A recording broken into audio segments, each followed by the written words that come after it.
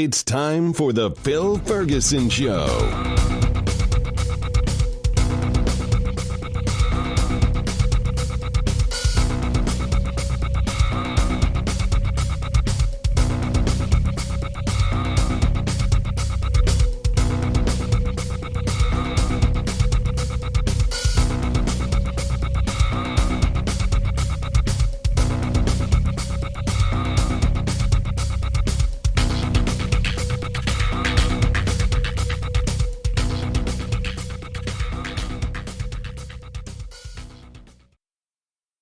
When do I start? Now would be good. Hi, this is Robin Ferguson, and you're listening to the cleverly titled The Robin Ferguson Show. Wait a minute. That's not the name of the show. Well, today it is. Oh, my goodness. All right, everybody. You're listening to The Robin Ferguson Show. Sweet. Yeah. We are going to talk a little bit about trusts and Donald Trump. Hey, do you trust Trump? No. No.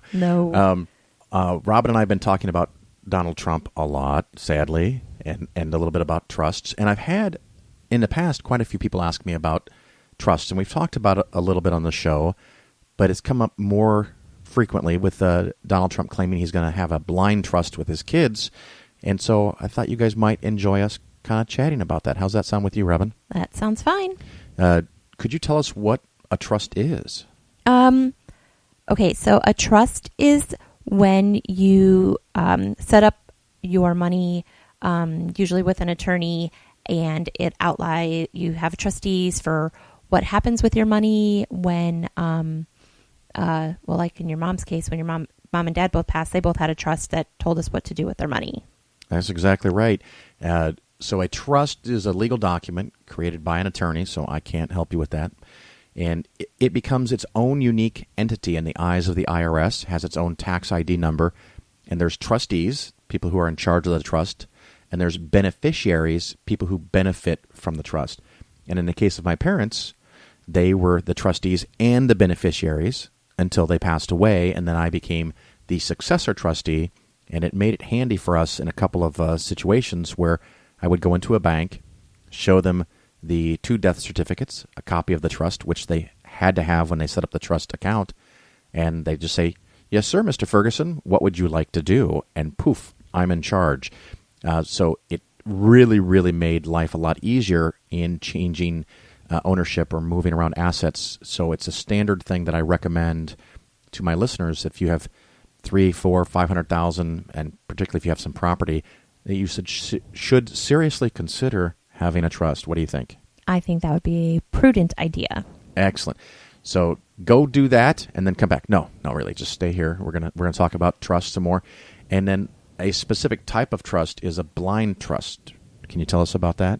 So a blind trust is when you set up your trust and you choose a trustee who is not related to you or friends with you or works with you, and you, as the person who set up the trust, do not have any say or know what's going on other than quarterly reports that tell you how much the trust is worth. Well done. Thanks. And a even more specific type of blind trust is called the qualified blind trust, and that is a combination of rules created by the Ethics and Government Act and Title V of the Code of Federal Regulations.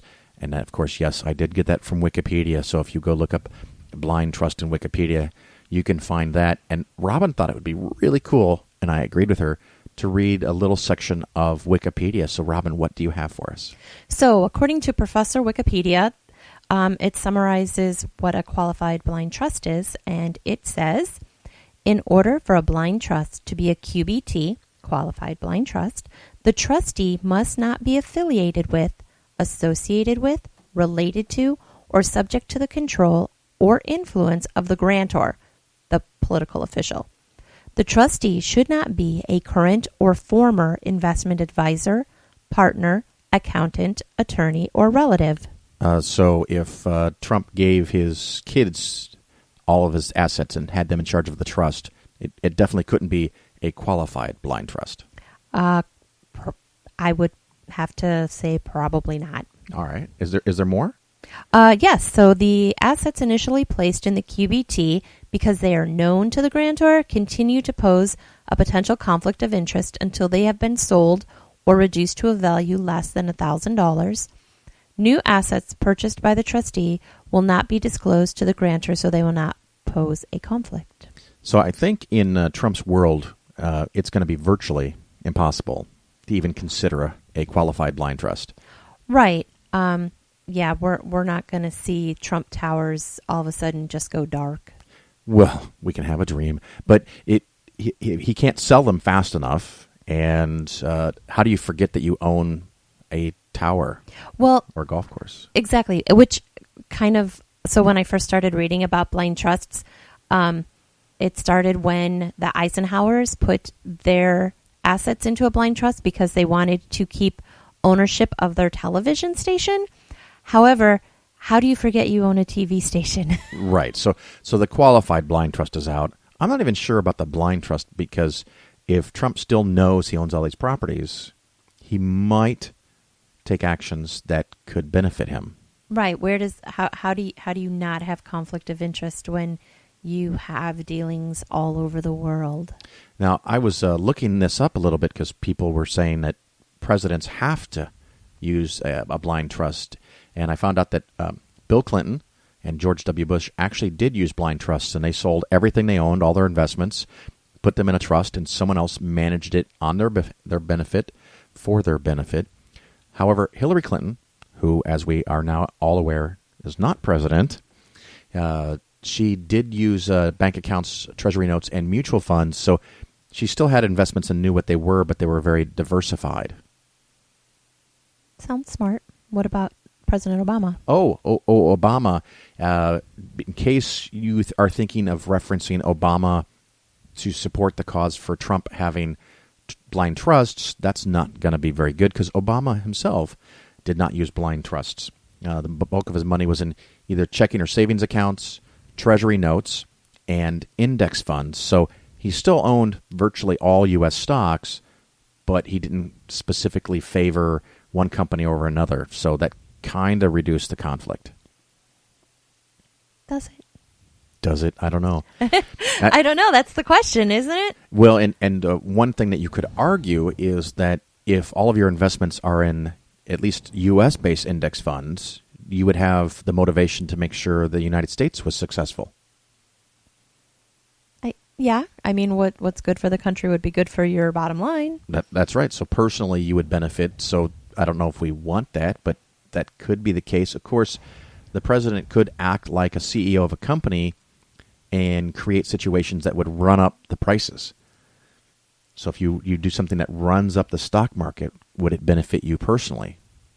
Now we sound like conspiracy theories. Right. We shouldn't go there. We shouldn't go there. So, that's the basic information on trust, blind trusts, and qualified blind trusts. And I want to thank Robin for coming and joining me on today's very special episode of the Robin Ferguson Show. Thank you very much. I think I'll turn it over to you now for the rest of the Phil Ferguson Show. I'll talk to you later. Bye. Of course, a special thanks again to Robin. Thank you for helping me put on this show. I really appreciate it. One of the other things that has come in the news recently, Elijah Cummings, he's a Democrat for Maryland's 7th Congressional District. He has sent an official request to the House Oversight Committee to review Donald Trump's financial arrangements. He wanted to know where there's conflicts of interest, potential conflicts of interest, and where Trump might make decisions based on his financial holdings. And he wanted all this done before Trump is sworn in as president. I'm not seeing how it's going to happen, but I did find this nice quote in Politico about Elijah Cummings and his request, and I'm going to read that to you here. Quote, "We have never had a president like Mr. Trump in terms of his vast financial entanglements and his widespread business interests around the globe," Cummings wrote, noting Trump's refusal to disclose his tax returns.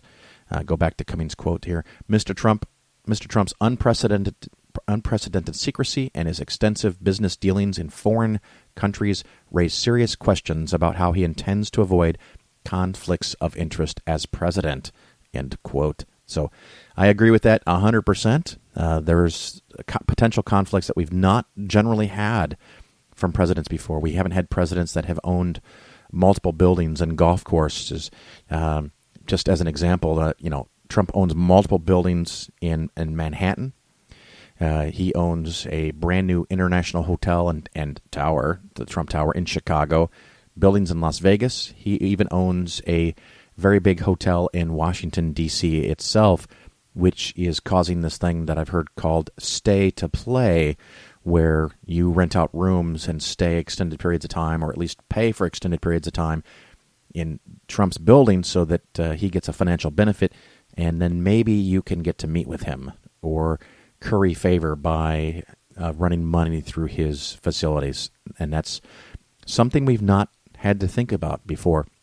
He also has 15 golf courses at least around the world, Scotland, Ireland, and the United States.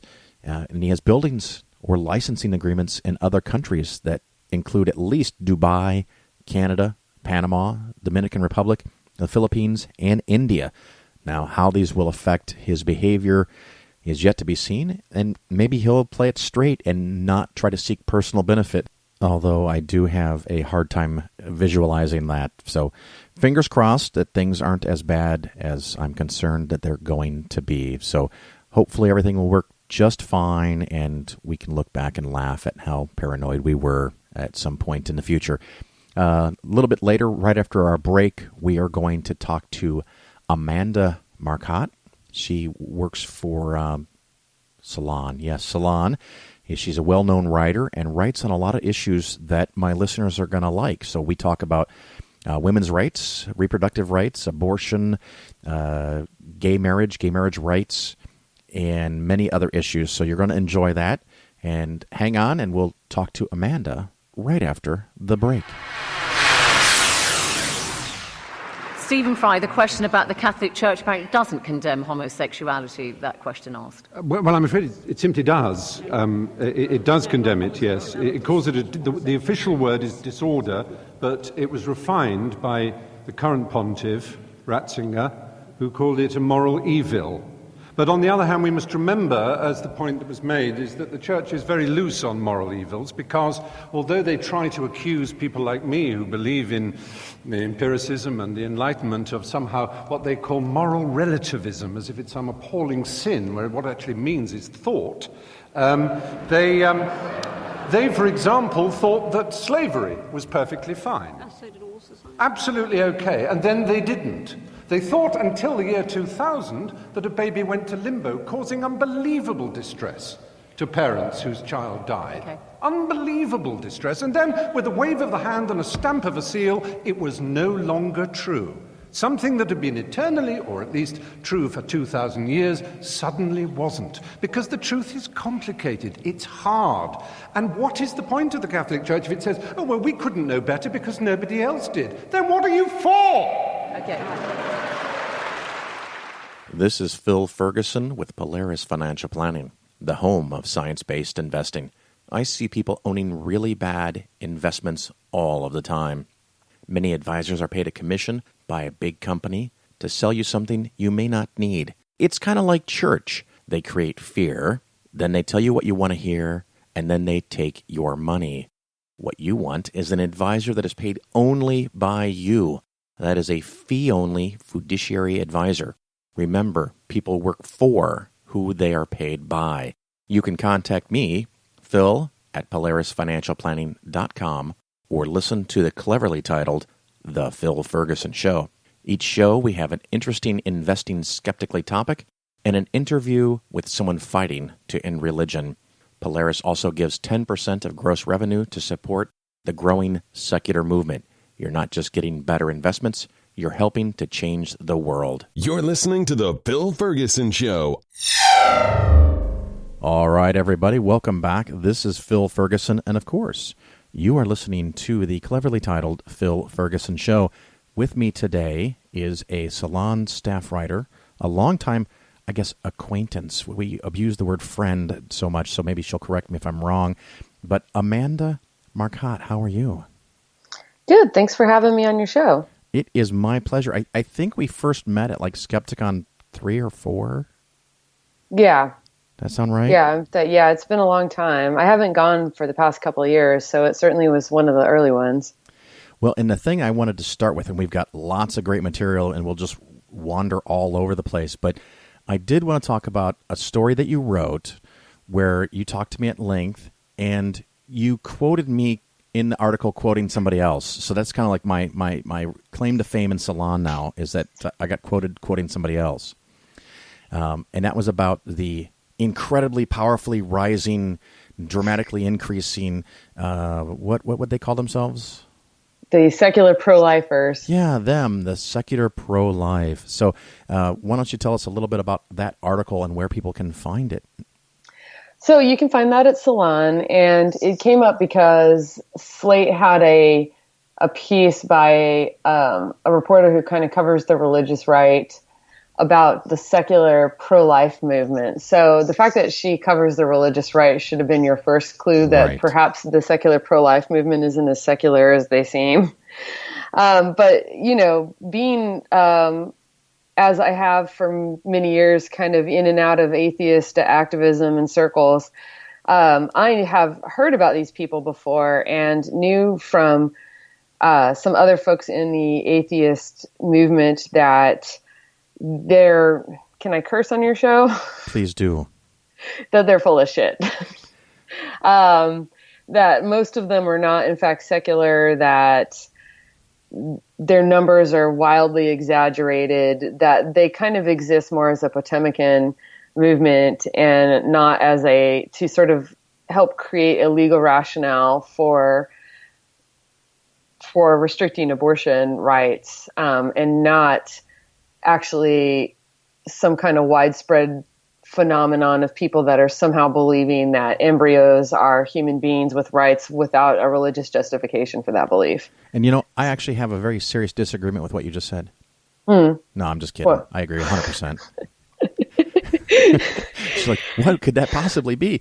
No, it's a funny thing. I've seen them at conferences, and you and I talked about, and maybe when we're done with the interview, because you and I already had this conversation, I'll explain what happened when I sat next to a table of secular pro-life. So listeners, you can listen for that after this interview. But yeah, you talked to a couple other people. Was it Matt Dillahunty you talked to? Yeah, Matt Dillahunty, Beth Presswood, a couple other people. And I reached out to some of the quote-unquote secular pro-lifers. They did not get back to me. I did get an irate email from one of them after it published. Oh, nice.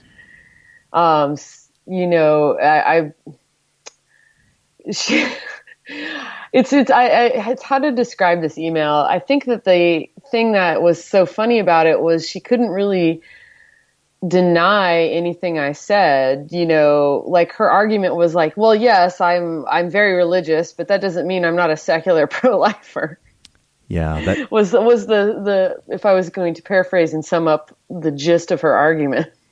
Well, it reminds me of one time a broker that I happen to know talked to another broker who I happen to know, and he asked if he'd heard my show, and the guy says, yeah, a little bit. Why?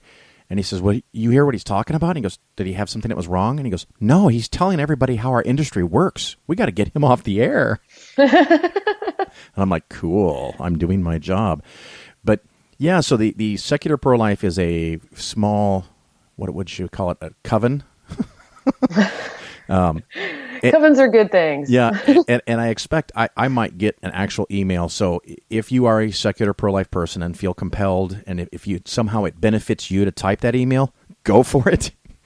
Yeah, I'm going to pretty much fucking ignore it. So when I say secular pro-life, let me be clear that there's always a huge, like this comes up a lot in my reporting on the abortion rights movement and the whole conflict and all of reproductive rights as an issue area. There's a vast difference between people who simply have an opinion on these things and people who I would classify as activists. So, right. So you could a lot of people say they're against abortion. Very few of them go protest at clinics or organize anybody on that. You could say that you're truly, genuinely secular and you'd prefer there to be less abortions. Yeah. And I think you could even say, in your personal opinion, that you don't want one or you won't get one.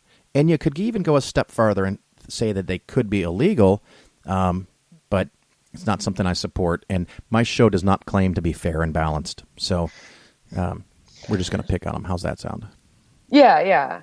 I mean, I just think fundamentally, when I'm talking about secular pro-life, I just want it to be very clear that it's people who are doing activist work around that. Excellent. And I know another good person that you adore. What is this? Alex Jones? Who the hell is he? Alex Jones. So I put up a multimedia piece at Salon. Everyone should go check it out. It has a video and podcast component to it, as well as an article about Alex Jones. And the reason that I did this was I was at the RNC, the Republican National Convention in July, covering it. And on the first day, really kind of before the convention itself started, because they kind of start in the late afternoon, but in the morning, Alex Jones and Roger Stone had a rally a few blocks away from the convention center in favor of Trump. Like it was basically the alt-right. We've all learned about them now. Sadly. Rallying, have a bunch of speakers, stuff like that. So I went to it, and I thought it was interesting because I've known of Alex Jones my entire adult life, I would say. I used to watch his show when he was on cable access in Austin in the 90s, and even once in a while, like, call his show and argue with him. Right. As a college kid, it was like, silly. It was fun to rile him up. And it's amazing to me to see he's this libertarian conspiracy theorist radio show host and talk show host, and he's a crank. I mean, he's just a full-blown, like, crank is his brand. Almost everything he promotes on his, he has a website called InfoWars, and almost everything he promotes on there would be recognizable to skeptics in the audience as classic conspiracy theory mongering. He sells herbal supplements. You name the con, he's in on it, right? He's waging a war against factual information. Is that what you're saying? Yeah, exactly. So it's cleverly titled. It's a war against information. Yeah, it is a reality-free zone, and he's a 9/11 truther. When he was kind of up and coming in the 90s, he really kind of got his start by being a Waco truther. He was one of the big people behind pushing this conspiracy theory that the government set the fire that burned down the Branch Davidian compound in Waco, Texas. So that's who he is. And I was just marveling that personally, I'm like, I can't escape this guy, I feel like he's following me throughout my life. Right. It's kind of like there's a conspiracy. Yeah. And, to the point, I've actually met him a couple of times. Like, he's just always been there. Just like this ghost that haunts my life. He's like your little conspiracy monitor. He makes sure you stay in line. Yeah. Yeah. So I moved to, New York and become a national reporter. And then yet he is still there because at the same time, his site has gone from this like fringe, almost oddity to one of the major players in national politics, because as a conspiracy theorist guy, he has helped grease the wheels to elect a conspiracy theorist as the president of the United States. He was a huge supporter of Donald Trump, which I can safely say, having followed his career for his entire career, he's never actually supported a presidential candidate that I know of. He thinks that they're all in on the lizard conspiracy or whatever. I'm kidding. He doesn't actually believe in the lizard people. That's the one conspiracy theory I don't think he backs. That is unexpected. I would expect him to go with that one too. Yeah, but he does think that they're all involved in the new world order, right? And so Trump was the first candidate he backed, I think, ever. And I think it helped him. He, Breitbart, and some other organizations are kind of at the forefront of really kind of recruiting the crazies to sort of remake the Republican Party into, and to be clear, like, it's not like conspiracy theory mongering and bad information wasn't already a widespread problem in the Republican Party, but they've definitely leveled up on that front through Donald Trump and Alex Jones and their ilk. Well, you happen to mention Trump and elections. So back on the 8th of November, what the fuck happened? I don't know. I was at the Clinton watch rally in the Javits Center here in New York, and I can safely say that it just didn't even occur to me. You know, I showed up. I was fully expecting her to win. My coverage plans were all based around the notion that she was going to win. She was up in the polls so far. You know, I've been following the postmortems closely, and all I can think, all that it really actually seems to be, when you kind of break into the data very closely, is that Clinton was ahead in the Rust Belt swing states, Wisconsin, Michigan, Pennsylvania, up until basically the last week. And what happened was FBI Director James Comey right. released this letter that about how he found some emails on Anthony Weiner's computer. Yeah, what a name, right? Yeah, from Clinton's aide, Huma Abedin, who's been married to Weiner but is currently divorcing him, which is, you know, she needs to be doing. Yeah, I think that's sound advice. Yeah. And he sent this letter to Congress that implied that there might be some kind of like pot of gold, that they were going to find some kind of dirt on Clinton, that was at least a possibility. And, you know, Trump and the Republicans ran with this, and they were able to sort of plant this notion in a lot of low information voters' minds that Clinton was dirty and that there was some conspiracy, and it didn't change a lot of votes, but it changed enough in these swing states to have Trump eke out extremely skinny, but, you know, still effective margins. Well, you know, you switch 2 or 3% of the vote when you're only up by 2 or 3%. And I've run into some of those people that were like, you know what? I was finally kind of ready to get over the email thing, and boom, this new thing hits. I'm done. And it's frustrating because I think that the email thing spun so far out of control that you can probably legitimately classify it as a conspiracy theory now. Well, yeah, the best example I heard, and I think it was on one of the NPR shows, they did this in-depth investigation, and basically they came up with that there were a lot of people involved that didn't really understand the technology. They didn't understand how servers worked. And they, you know, weren't particularly careful, and it was a lot of oops and incompetence maybe, but I don't know that I would know how to set up an email server myself. Yeah, and also, you know, she didn't really break any laws, which I think too. A lot of people were confused about. Yeah. Well, and just like the Benghazi thing, I have some relatives that still, we talk about politics, and if they feel threatened or cornered with facts, all of a sudden they just go Benghazi, and I'm like, what? Yeah, can you find it on a map? I mean, yeah.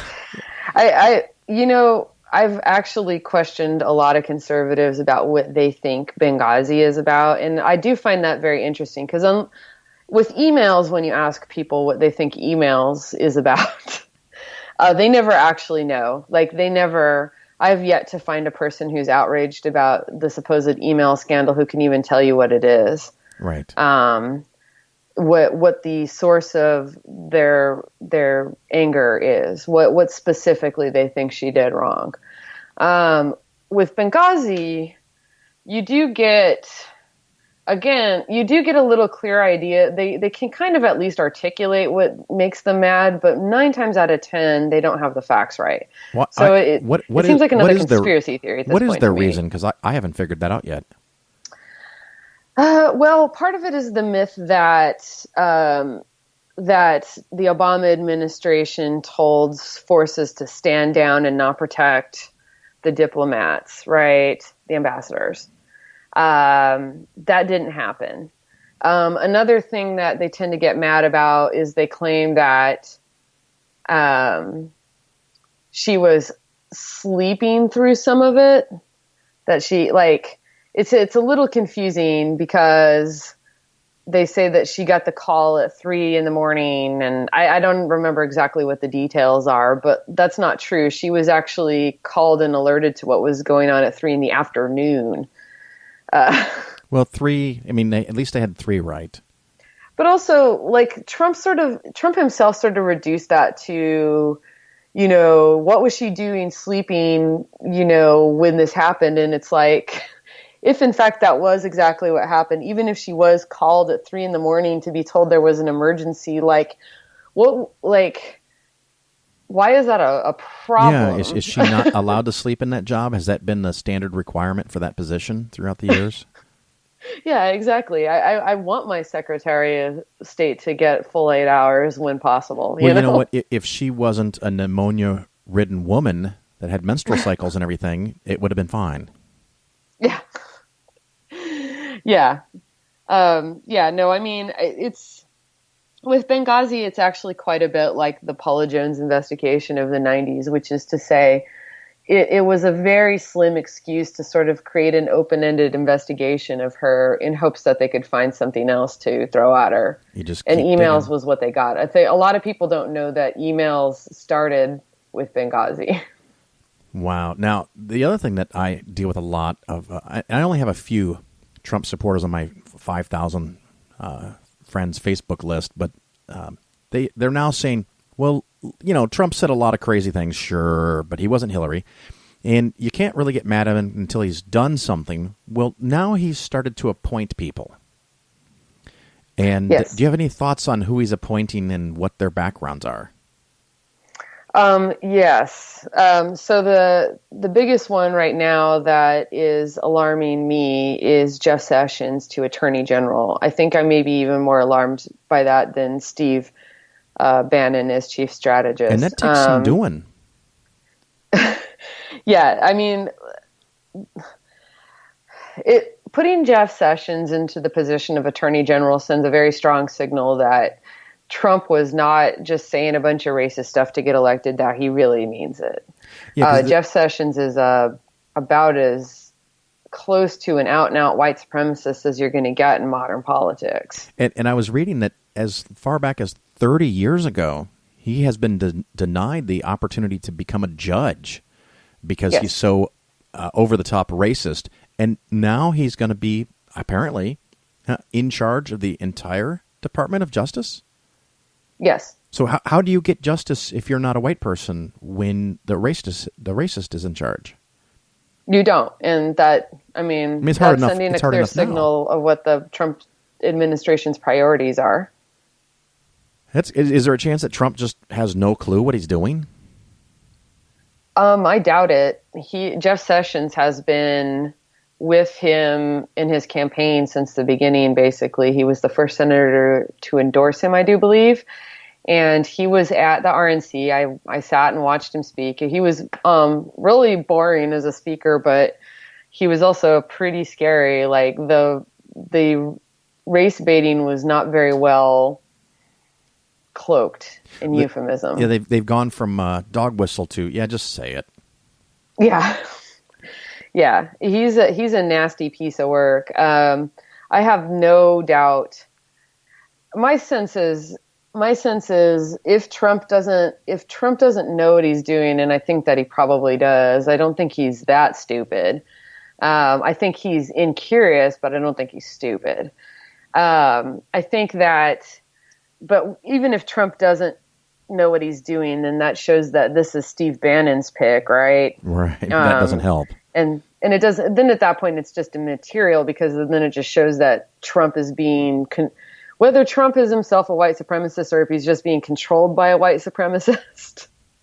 I don't know that that's a distinction that matters very much. It looks like the only way you can excuse his behavior is incompetence, or to claim that he's controlled by Mike Pence, or by Bannon, or by Putin. Yeah. And if those are your fallback positions, you're in a world of hurt. And then, of course, we also have Flynn. Do you know anything about him? Oh, yeah, Michael Flynn. So he's going to be security director, right? National Security Yeah. Advisor, I guess. Yeah. He, so he's crazy. Yeah. He is a conspiracy theorist. He is an incredibly single-minded Islamophobe. People who worked around him are terrified about this. He just really seems to think that this is an opportunity to kind of. I get the strong impression that he's been gunning for years to sort of relitigate the Crusades, Right. Yeah. Well, he's going to be number one guy pushing this Muslim registry. Yes. So again, this is a strong signal that Trump meant every word, every nasty race baiting thing that he did. I'm extremely scared for Muslim Americans in this country, people, and it's not just people that currently believe in Islam either. Anyone that just looks Muslim, anyone who was Muslim, anyone whose family's Muslim, let's be clear, racists don't really distinguish. Yeah. On that sort of basis. Well, they don't ask your religious faith. They don't ask your source of entry into the United States. They don't ask about your parentage. They just look at your skin color, and they say, you look a little too dark to be here. Yeah. There was a woman in California whose car got vandalized with anti-Muslim graffiti, and she isn't Muslim. She wears a headscarf because she has lupus. So she has a medical condition, and she probably wears a headscarf to cover the fact that maybe her hair is falling out or something. Yes. And they chose to attack her because she's different. Yes. And obviously this kind of attack is vile no matter what the target is, but I just really want to emphasize here that this is really blind racial hatred and is not a disagreement about religious beliefs. Well, and the funny thing is that, especially with the selection of Flynn, he is on record claiming that Islam is not even a religion, and that it's a political ideology. So when you put it into political ideology, you've turned it basically into communism, and we can go and kick out communists. We've got a precedent for that. So why can't we kick out people who have this extreme ideology where they want to overthrow the government by practicing the political strategy of Islam? Yeah, no, that's a right-wing talking point that's been trickling through some of the fringe media for a long time now. And what they're trying to do is to set up an argument, and it's not going to get very far in the courts because come on, but they're trying to set up a legal argument that Islam isn't a religion, therefore does not enjoy First Amendment protections. Of course, all beliefs, religious and not, enjoy First Amendment protections, which is one flaw with that strategy, right, amongst others, aka the 2,000 years of evidence that Islam is a religion. Well, maybe 1,500 years. 1,500 years, yeah. Didn't want to get too carried away there. Yeah, no, you're right. Just a mere 1,500 years of evidence that Islam is a religion. Now, how about marriage equality? You've written on that, too. Is that going to be all right? That one's safe. And why is that? I don't get to hand out very much good news today, but I spoke with one of the lawyers that worked on the Obergefell case, and he told me that the chance of gay marriage itself being relitigated is basically zero. The courts won't hear it. It's incredibly difficult to argue, just even on the.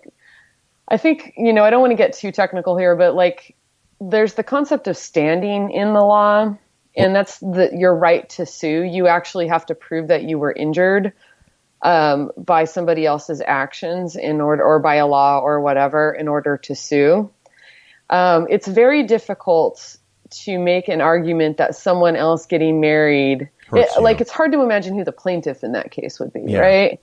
Who's gonna say, the fact that gay couples can get married is causing damage to me, and therefore I have a right to sue to stop them. And of course, we also have stare decisis. Yeah, stare decisis is a big part of it. But, like, I mean, what you could do, like, they can't just re-sue over this issue. They can't, that's done. The only way that you can kind of relitigate an issue is if you come up with a novel legal argument. Right. Right. And just for the listener's sake, what is stare decisis? It is the notion that once the court has decided, that's it.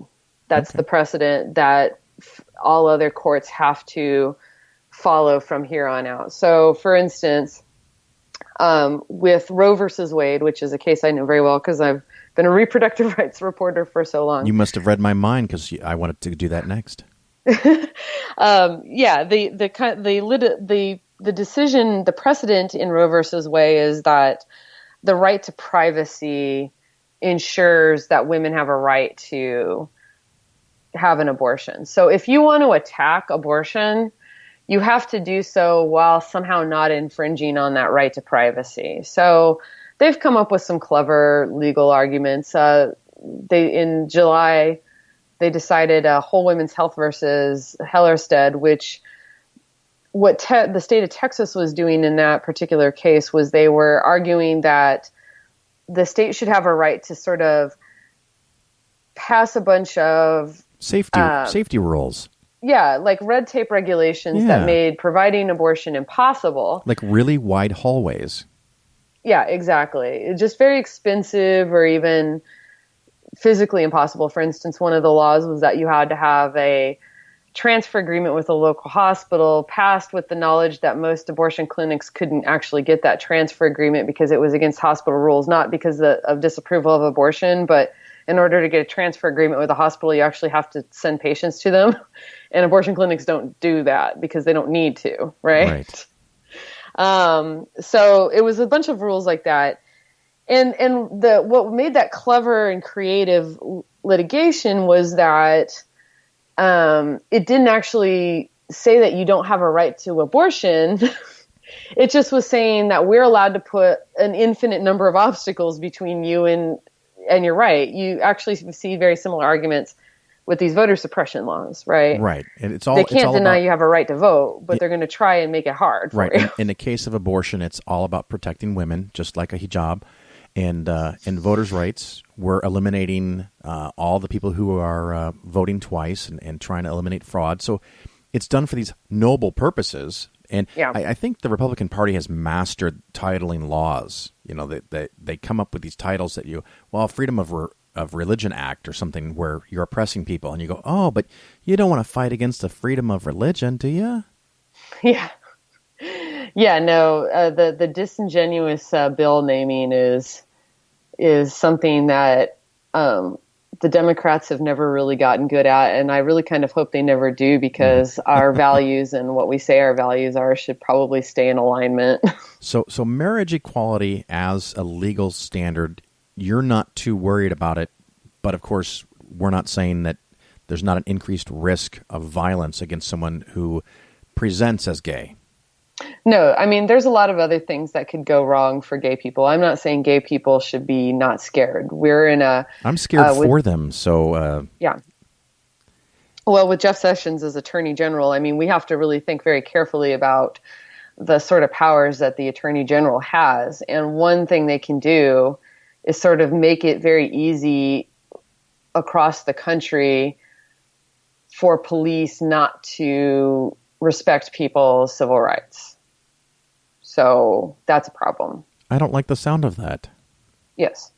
I mean, that's unfortunately what we're looking at. So, I don't know how much you enjoy activism through your show, but I would strongly, strongly urge listeners to call their senator and tell them to vote against Jeff Sessions for Attorney General. I'm all for it. So everyone pay attention. Yeah. Go do your job. You probably haven't done it before because almost no one does. But now is the time. I recently started, I don't know about conversing, but emailing back and forth with my local senator. And he got upset because he sent me what I called a push poll. And it's one of those things like, do you think Obama should be allowed to let an unlimited number of Muslims into the country?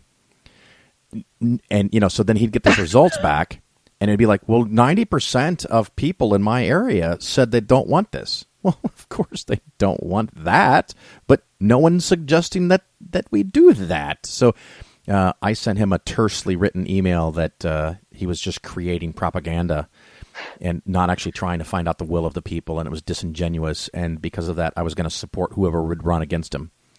Oh, good. So, good. At least he gets one snotty email from somebody to say, ooh, crap. Even if your senator is a Republican, I actually recommend calling, because I know a lot of people in Texas, and they were calling Ted Cruz's office about Steve Bannon, and they were reporting on Facebook that Cruz's office was beginning to, I don't know if I'd say soften, but they were definitely hearing him. Well, Ted Cruz, now that's a funny thing to me, because as much as he is a smarmy son of a bitch, he actually set himself up with his performance at the Republican National Conference that not only if, but when Trump crashes and burns and he doesn't take the whole country with him, fingers crossed, that Ted Cruz can come back and say, I told you all. I told you that this was going to happen. But then he did endorse him. I know.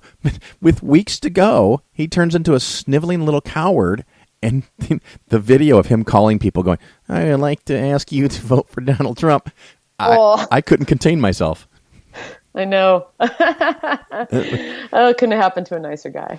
Well, it's one of those things that I think Trump responds very well to loyalty. And no matter what he does, if you support it, he's going to give you a position of power, regardless of your ability to do it. Yeah. Well, I think that's obvious. Then you have the thing, Ben Carson. You heard about him. Ben Carson came out and said, I won't be accepting any cabinet positions because I'm not qualified. And you're like, well, now, wait a minute. Just a few months ago, weren't you running for president? Yeah. So what else have we not covered? I mean, we've covered gays, abortion, women's rights, just all kinds of terrible fun things. Yeah, no, I could go on and on and on forever about what we're facing. I mean, I know this is an atheist show, so I would also put a bug in people's ear that we should also be concerned about the rights of non-believers. Well, I don't think that is like a priority right now.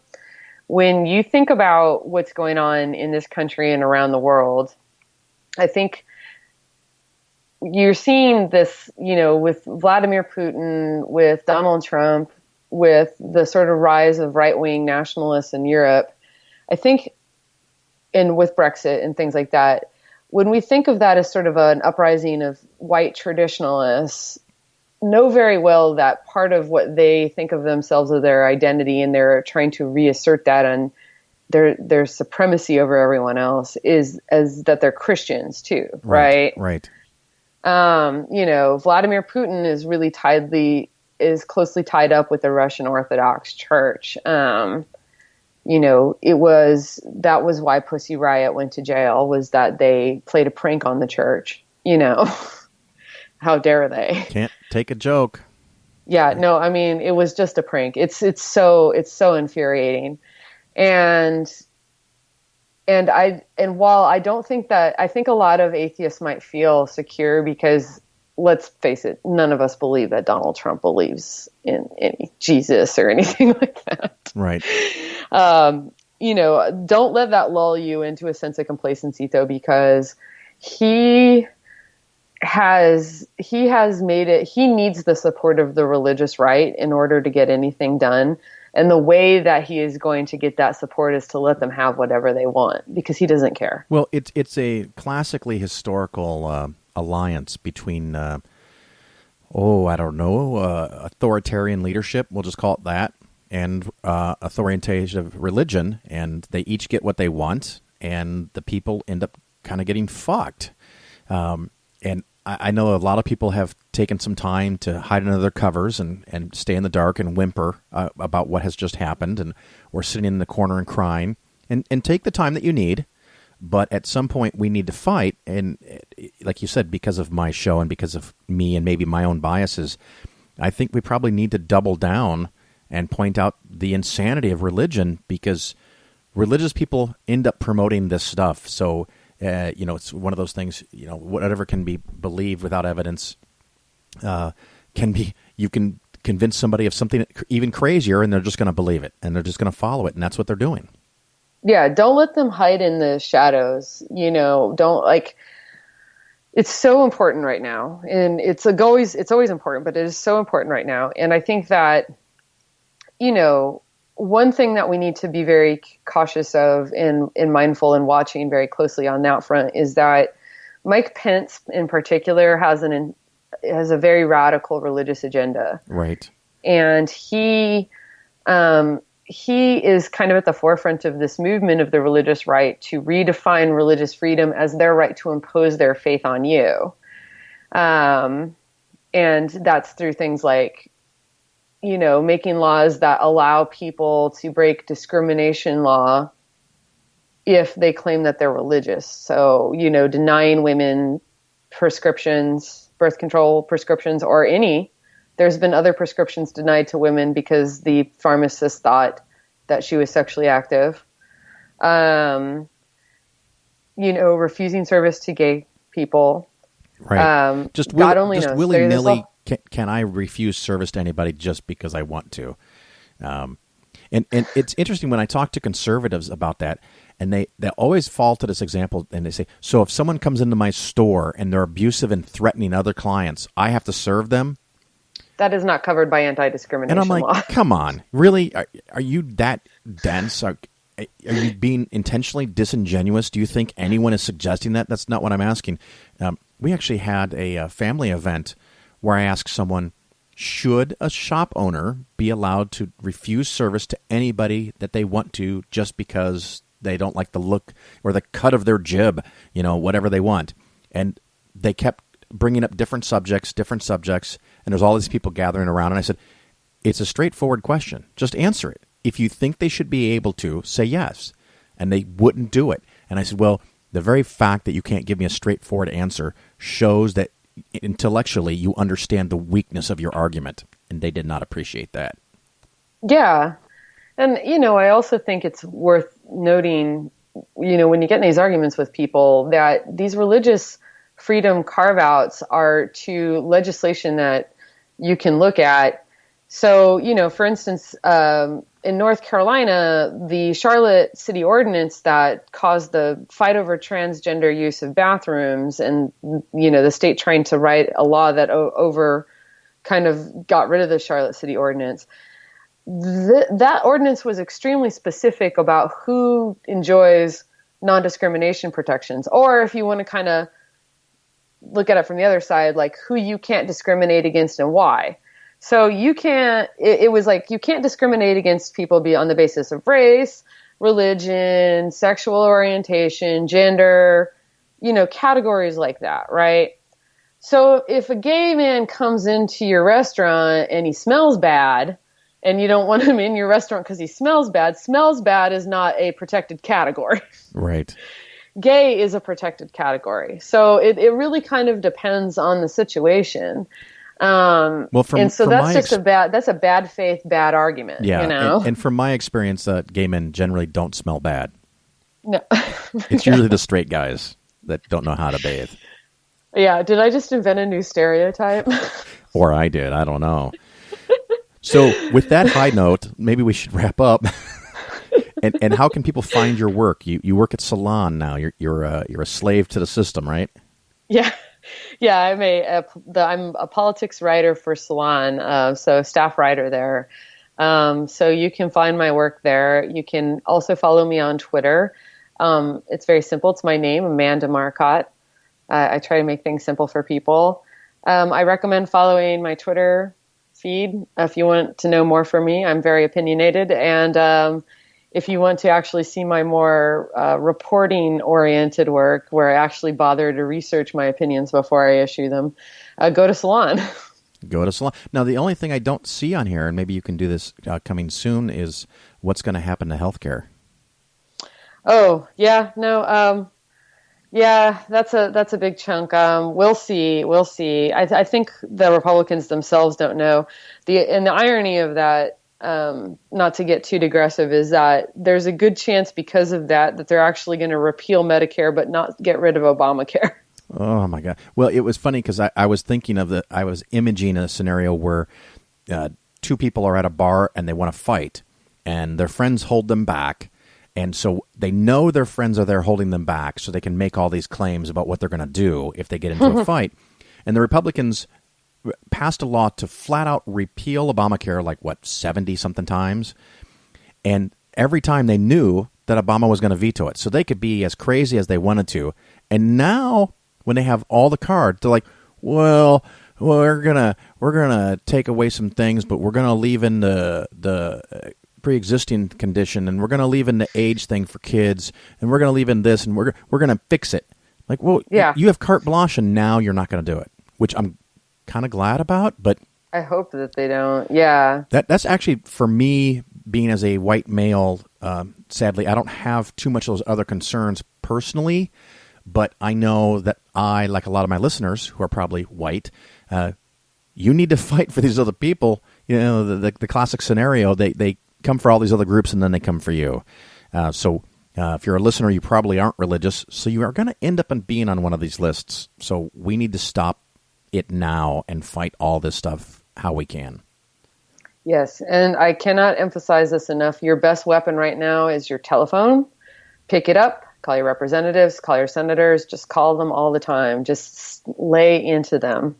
I like it. Well, Amanda, thank you for being on the Phil Ferguson Show. Of course, readers, go check out Salon and find Amanda Marcotte and read all of her stuff. And thank you so much again for being on the show.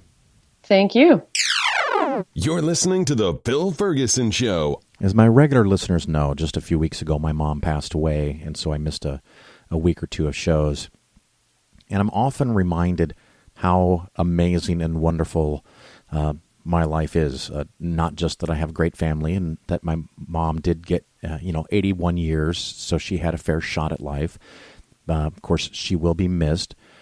But in reference to me, I mean, I just kind of sit down in this microphone and maybe I do a little research and put out a fun little show, and the response continues to delight me, amaze me, surprise me. The listeners, I'm flattered every time, and the growth of the show is kind of really almost to the point of freaking me out. I mean, just a year ago it was maybe 2,000 listens a show, and now it's 15,000 listens a show. So for all those people that have been loyal listeners, thank you. For all the new listeners, thank you. I really appreciate it. And I thought it'd be time, I haven't done this for a few weeks, maybe even a month. I went back to iTunes and look at a few of the reviews, and just wanted to cover a couple of those with you here. And of course, you can make your own comments at iTunes. Please, 5 stars. That'd be very helpful for me. Here's one from Don Mark, I guess is the name. Title: What more could you ask for? Phil gives great free advice, potentially worth thousands over the years, and strongly supports a cause worth believing in. What a generous person and a great example of atheist leadership. So glad we have people like Phil fighting the good fight and protecting the children. I particularly like that they paid attention and added that last part, because I've done many talks about how to get kids out of religion, people in religions beating children. It's kind of a common theme for me as a parent, so I really appreciate that. The other thing is that about the generosity, well, that's only because so many people have been generous to me. I also had a fundraiser for American Atheists. My goal was to raise $1,500 and then match that. I think as of now it's around $1,100 or $1,200, and I'm going to go ahead and get the match in, so my $1,500. So because of the show and all the listeners and the match, we're now at the point where we've raised almost $3,000 for American Atheists.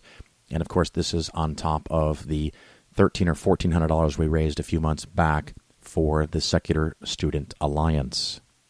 All right, back to our reviews here. One from Umbrella TL. The title is Listen to This. Great show. Lots of good, concise information. Speaking of concise, what a nice and sweet short review. All right. One more positive review on iTunes. Yeah, I've got a negative one coming up here I'm going to hit you with. I'm going to shorten this one a little bit because it's got so much great stuff in it. I've known Phil for a couple of years now. I keep seeing him at other conferences, but like many, I had my investments all over the place. I didn't really know what was going on. I just knew to keep putting money in. Investing is not my thing, so I was very haphazard until I talked to Phil Ferguson, and he helped me do what I wanted to do, which was consolidate and see what I actually had. And he helped me come up with a plan, an actual plan of putting it to work so that eventually I could stop working. So that's from So Long For Now. Thank you for that. And then I have one more I'm going to read for you. This is from Erica Abbott, and it says, I'll keep listening, but... And so here is the review. I'm giving it 3 stars because I don't think Phil notices his awkward bragging. During each interview, he throws in some little brag about something he's done, and it throws the interviewee off. They have to scramble to figure out a quick way to say, that's nice, and get back to what they're saying. Sorry, Phil, I don't know how else to tell you. Also, I'd love to hear at least one show about how us peons can get started in investing.